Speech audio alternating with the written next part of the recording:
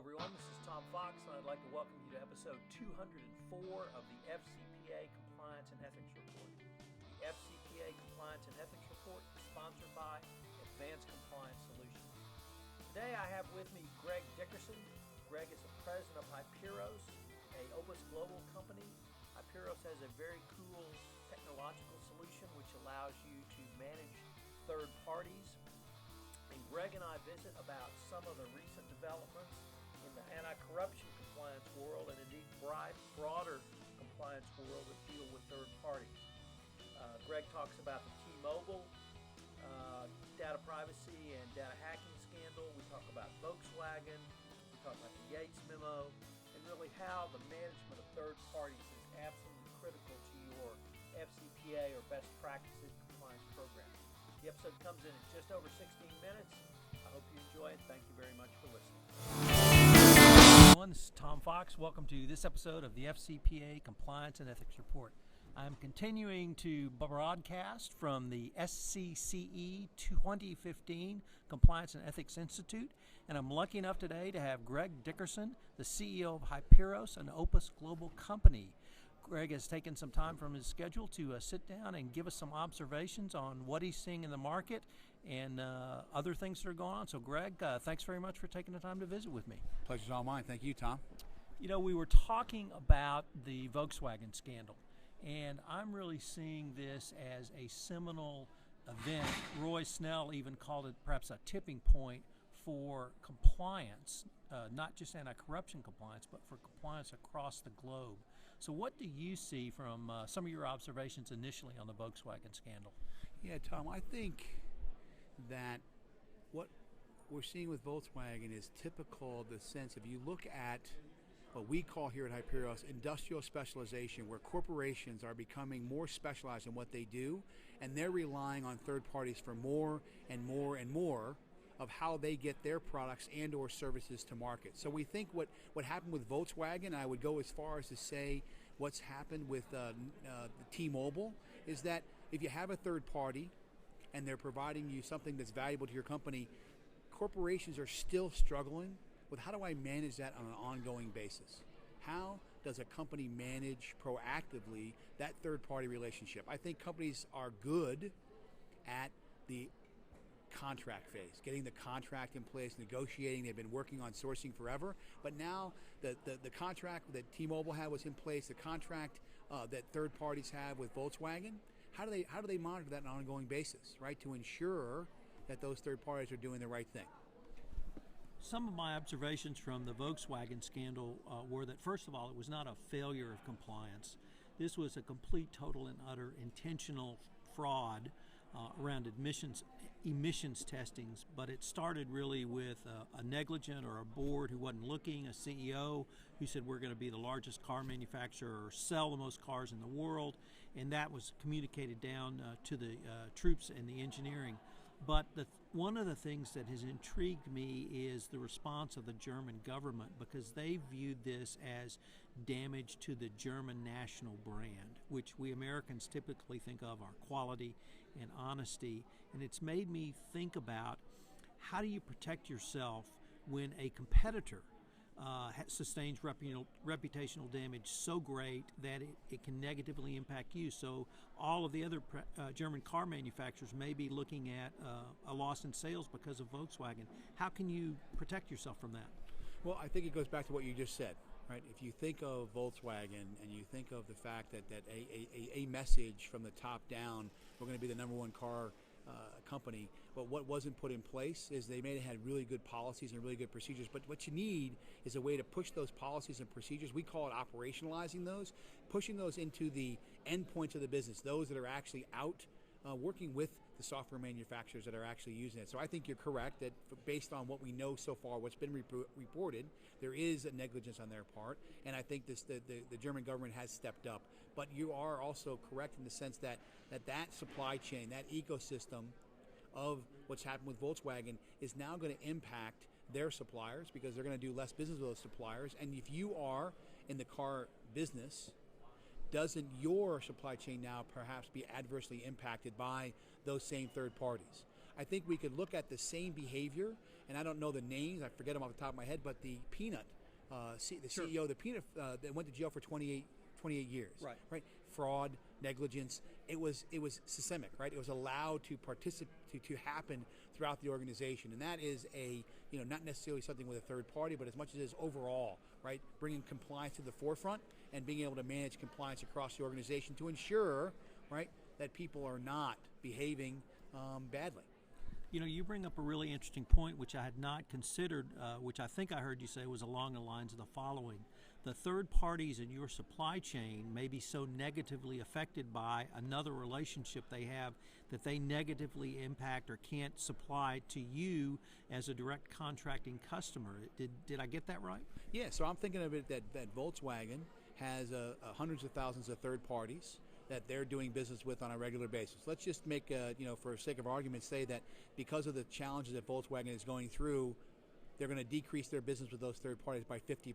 Well, if you're one of those third parties, suppose, and this is very common, suppose Volkswagen was 40, 50, 60% of your business. Well, that means your particular bottom line is going to be impacted by 50% or more, and now you may not have the economic volume, you may not have the throughput to satisfy your other contracts with your other auto manufacturers. So, third-party management or third parties that are integral you need to understand it. We have customers that ask that question. Do you have a single customer that is greater than 40% of your revenue or 50%? You make up what you think your risk appetite can afford. And if you knew that and the Volkswagen news came out, you could be proactively understanding that and dealing with it. I would venture to say there are some companies that are looking at the Volkswagen incident and not putting two and two together to correlate that their third parties may not be able to deliver what they said they could because they've been impacted by nothing you did, by something that happened to one of their other customers.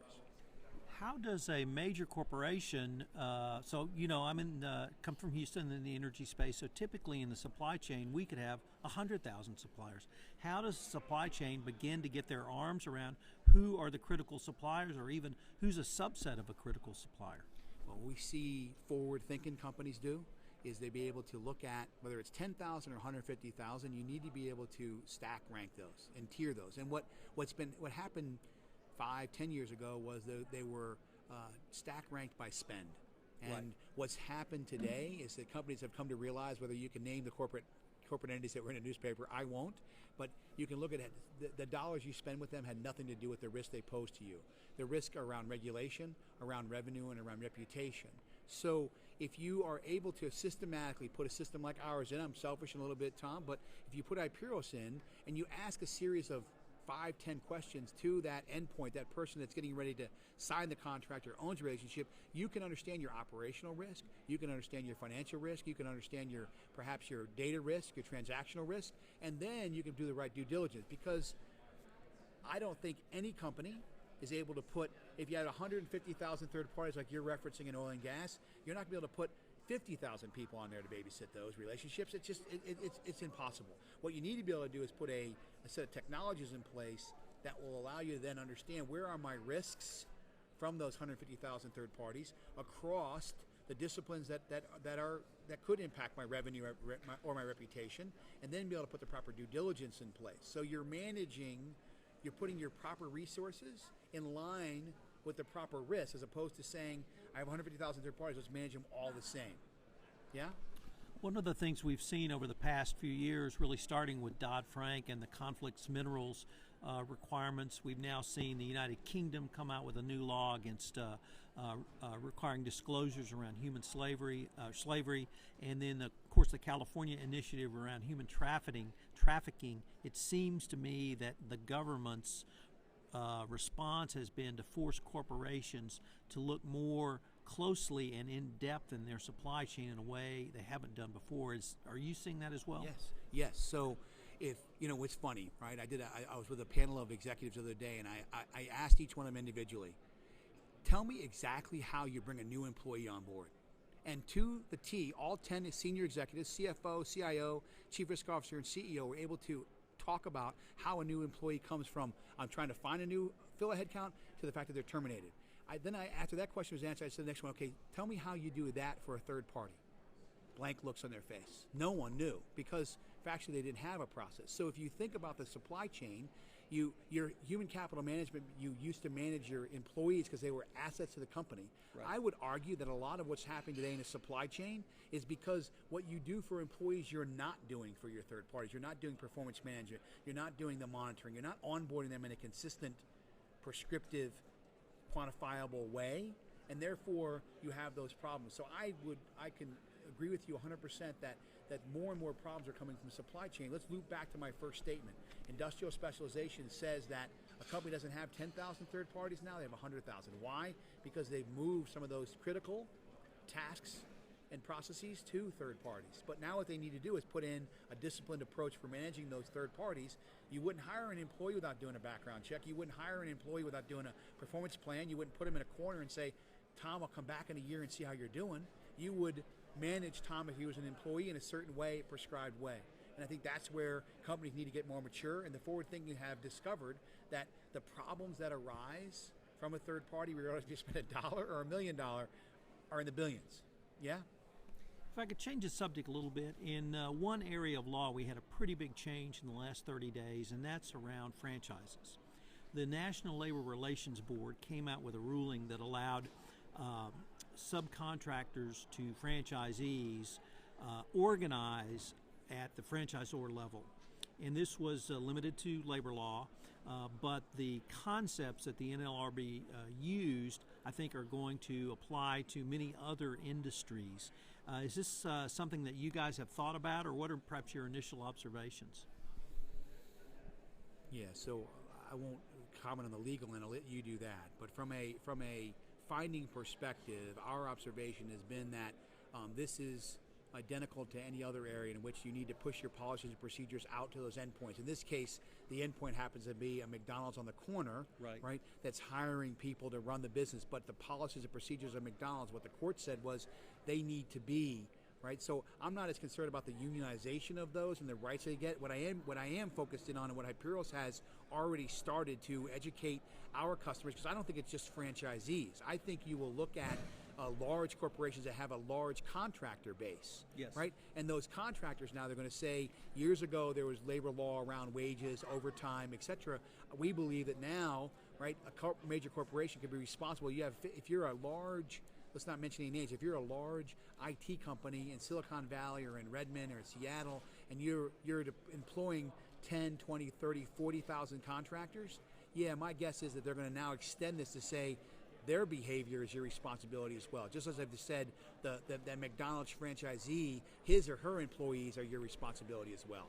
You know, I would absolutely agree with your analysis, but I would add the following, that in addition to the contractors, what we might call contractor employees, I think it's going to drive down through your contracting chain those same obligations. So companies that have been traditionally and perhaps even legally described as a subcontractor with a contract in place, separate entities, are now going to have the same or similar compliance obligations, human trafficking obligations, conflict mineral obligations, this whole plethora of what we now call compliance. Agreed. So I think that when the first challenge came in around compliance of said contractors, it was around withholding taxes and are they an employee or should they be a contractor?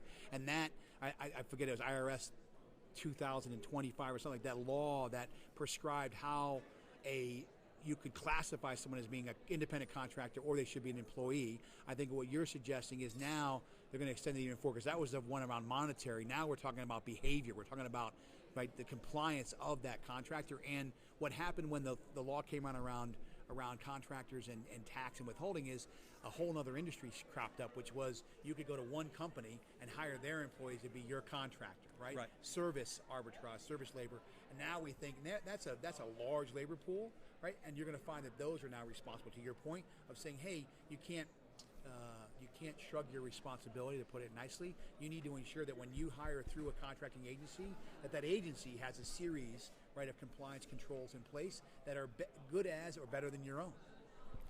In the energy space, we've had probably the most FCPA enforcement actions of any particular industry, and even more so focused in the city of Houston, because that's the energy capital. The response has been, I found, very interesting, and I've termed it a business response to a legal issue, and it's the following. that if you want to do business with an Exxon, a Shell, a Chevron, the true majors, and then they have gold standard compliance programs. The next level down, the Halliburton, Schlumberger's, the Baker Hughes, the Weatherfords, they have compliance programs. If you're anywhere in that supply chain, you have to have a compliance program, and you have to have a third-party management program down to the $15 million software company. So I think we're going to see that model replicated really throughout the United States now, with in addition to these laws, the NLRB ruling, and the initiatives that you've talked about. I agree. So we've termed it here at Hiperos, no. There's becoming a common discipline within a corporation is that you need to know who your third parties are. You need to know what they're doing for you. You need to know who they're doing it for at your company. You need to know which level of risk. And if you read the press, that our parent company, Opus Global, just acquired a company called Alacra. Right. Alacra is in the know space as well, but they're in the know your customer space. Know who your customer is, who the entities are. Why? Because of what you're just exactly talking about.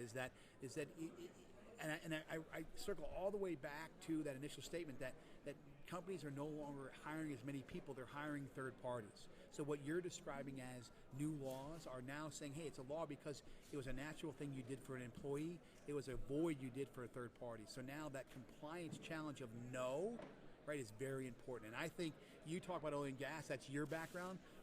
We have a lot of financial services customers, and I would argue that financial services customers are exactly the same as oil and gas for a different regulatory concern, not right. anti-bribery and corruption, but OCC, CFPB regulation about knowing who that third party is, knowing who's servicing your rig, knowing who's coming on your property, why are they coming on your property, are they, right, insured, are they able to work, all those things that I think are all good business, right? If you right. really boil it down, Tom, and companies do this well, it helps their bottom line, in addition to ensuring that they're complying with the law, which is your area of expertise, right? Absolutely spot on. Greg, I can't thank you enough for taking the time to visit with me, and look forward to continuing the conversation. Thank you very much. Hello, everyone. This is Tom Fox again. I'd like to thank you for listening to this episode of the FCPA Compliance and Ethics Report. I would like to remind you about my upcoming FCPA Masterclass training in Seattle. It will be held October 26th and 27th. I'm limiting the slots to 10 people so that we can have a very focused, intense discussion about best practices in ethics and compliance going forward. There's information on my website, Advanced Compliance Solutions, or if you have some specific questions, please give me a shout at tfox@tfoxlaw.com. Thank you very much for listening, and I look forward to visiting with you again.